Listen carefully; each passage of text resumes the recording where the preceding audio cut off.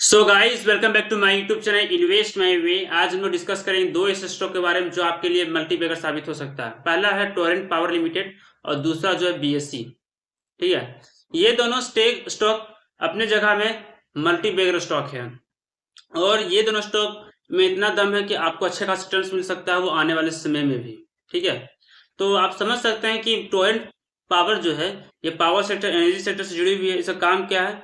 ये energy supply करना है। ठीक है, गुजरात, महाराष्ट्र, यूपी, कर्नाटक में ये पूरा फैला हुआ है। ठीक है, और ये पावर सप्लाई करती है। और दूसरा जो स्टॉक है बीएससी, ट्रेडिंग से जुड़ी हुई कंपनी है। ठीक है, ये इसका जो ऑफिस है आपका मुंबई में है। ठीक है, तो ये बहुत तरह का ये काम करती है, जैसे ट्रेडिंग में, इक्विटी, करेंसीज में ये सब काम करती है। दोनों स्टॉक अपने जगह में मल्टी बैगर स्टॉक है और इसलिए दोनों स्टॉक ही बहुत अच्छा अगर आप इसे होल्ड करके रखते हैं 5 से 7 सालों के लिए तो। ठीक है, तो टोरेंट पावर अभी आपको गिरावट मिल रहा है, 3% गिरावट मिल रहा है। तो यहाँ पे साफ साफ देख सकते हैं कंपनी का पीट्रोस्की स्कोर 7 है। ठीक है, 7 का मतलब ये कंपनी फंडामेंटली स्ट्रांग है। ठीक है, कंपनी फंडामेंटली स्ट्रांग है। कर्ज देख सकते हैं 8,000 का है, 8,800 का है, लेकिन रिजर्व तगड़े 17,000 का है। तो और कंपनी के पास एसेट कितना, 36,000। तो ओवरऑल इसलिए ये गिरावट में हमें यहाँ बाय करना चाहिए, क्योंकि अच्छे स्टॉक जो होते हैं उससे हमें हमेशा गिरावट में खरीदना चाहिए और ये गिरावट खरीदने का ये संकेत दे रहा है। और गिरावट किन किन कारणों से है? सबसे पहला बात है सेलर ज्यादा और बायर्स कम है, तो ये कारण से यहाँ पे गिरावट देख सकते हैं, गिरावट थोड़ा सा हुई है। और लेकिन और देखा जाए यहाँ पे जून के क्वार्टर में भी देख सकते हैं 742 करोड़ का प्रॉफिट हुआ था पिछले क्वार्टरली में।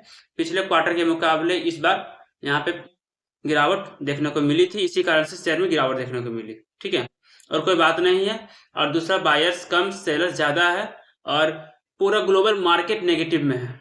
ठीक है, पूरा ग्लोबल मार्केट नेगेटिव में है, रेड में है, तो इसी कारण से यहाँ पे गिरावट देखने को मिली है। निफ्टी जो है 167 पॉइंट नीचे क्लोज किया है।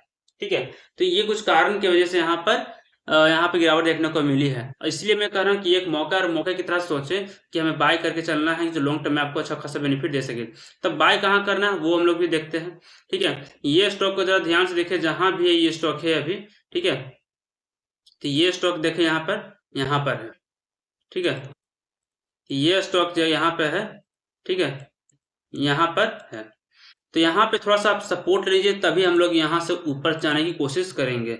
ठीक है, तो यहाँ पे ऐसे सपोर्ट कुछ कैंडल्स यहाँ बनाने देंगे और कुछ कैंडल्स बनाने के बाद यहाँ पे जब ये यहाँ से ऊपर जाएगा तब यहाँ पे हमें मूवमेंट के लिए हम लोग सोचेंगे।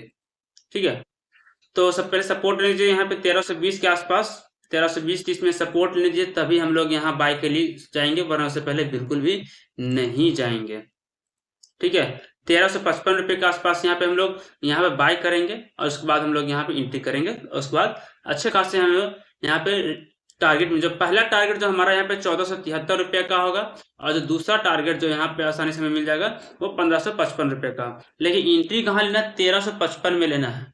एंट्री जो लेंगे हम लोग 1355 में लेना है और जो पहला टारगेट होगा 1473 रुपये का, सेकंड टारगेट होगा 1555 रुपये। तभी हम लोग, अगर आपके पास पहले से ये स्टॉक है तो आप इसे होल्ड करके रखें, और अगर नहीं है तो आप इसको यहाँ पे सपोर्ट ले दीजिए, तब हम लोग यहाँ पे बाय करेंगे। लॉन्ग टर्म में, अगर लॉन्ग टर्म में ये आपको बहुत ही अच्छा रिटर्न देगा। ठीक है, और ये एक मल्टी बैगर साबित हो सकता है आप इसे अगर होल्ड करके रखते हैं तो।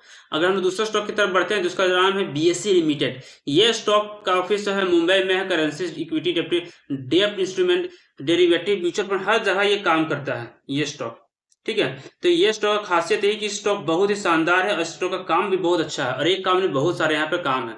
तो ये स्टॉक फंडामेंटली स्ट्रॉन्ग देख सकते हैं। पिट्रोसिस और कितना 8 का है, पिछले साल 3 साल प्रॉफिट 70.5% का है और सेल ग्रोथ 56.3% का। तो आप समझ सकते हैं कंपनी कितनी अच्छी है यहाँ पे, और यहाँ पर इन्वेस्टमेंट के लायक है जो आप इसे इन्वेस्ट कर सकते हैं। ठीक है, अगर देखा जाए यहाँ पर, तो यहाँ पर अगर देखा जाए स्टॉक का बैलेंस शीट तो देख सकते हैं कंपनी में कर्ज एक भी नहीं है। सबसे बड़ा बात क्या है कि कंपनी में कर्ज है ही नहीं। ठीक है, और हमें ऐसे ही स्टॉक में इन्वेस्ट करना चाहिए जिस कंपनी में कर्ज नहीं है। ठीक है, और दूसरा क्या खास बात है इस कंपनी का, यहाँ पे रिजर्व 4,397 करोड़ का। ठीक है, 4,397 करोड़ का। तो इसीलिए मैं कह रहा हूँ कि ये जो स्टॉक है ना बहुत ही शानदार है, आप इसे इन्वेस्ट भी कर सकते हैं। ठीक है, इसीलिए आप इसे अच्छा अपने पोर्टफोलियो में जरूर से जरूर जगह दें। ठीक है। और दूसरा बात अगर यहाँ पे देखा जाए यहाँ पर, तो ये जो स्टॉक का प्राइस अभी आपको गिरावट मिल रही थी, ये आपके लिए मौका हो सकता है कि आप लॉन्ग टर्म के लिए बाय कर सके। तो यहाँ पे 2% गिरावट देखने को मिली है, लेकिन बाय कहाँ करें वो भी देख सकते हैं। प्रॉफिट बुकिंग कुछ देखने को मिली है। ठीक है, यहाँ पे कुछ प्रॉफिट बुकिंग देखने को मिली है। बायर्स यहाँ पे कम, सेलर ज्यादा, और प्रॉफिट बुकिंग को देखने को मिले। तो हमें इस जोन में जब भी सपोर्ट नहीं दीजिए तभी हम बाय करेंगे, उससे पहले बिल्कुल भी नहीं करेंगे। ठीक है, तो हमें बाय कहाँ करनी, 2611 रुपये में बाय करेंगे। और जो हमारा फर्स्ट टारगेट जो होगा आसानी से हमें मिल जाएगा 2820 रुपये में। और जो सेकेंड टारगेट जो हमारा होगा यहाँ पर 3010 रुपये। ये दो टारगेट आसानी से मिल जाएंगे। ठीक है, और लॉन्ग टर्म में ये दोनों स्टॉक बहुत ही अच्छे हैं, और बहुत ही अच्छे हैं, और लॉन्ग टर्म में आप इसे इन्वेस्ट भी कर सकते हैं। ठीक है, इसलिए आप इसे अपने पोर्टफोलियो में जरूर से जरूर जगह दें, और ऐसे स्टॉक में हमेशा इन्वेस्ट करें। और अगर मेरी जानकारी अच्छी लगी हो तो मेरे चैनल को लाइक और सब्सक्राइब करना बिल्कुल भी ना भूलें। Thank you.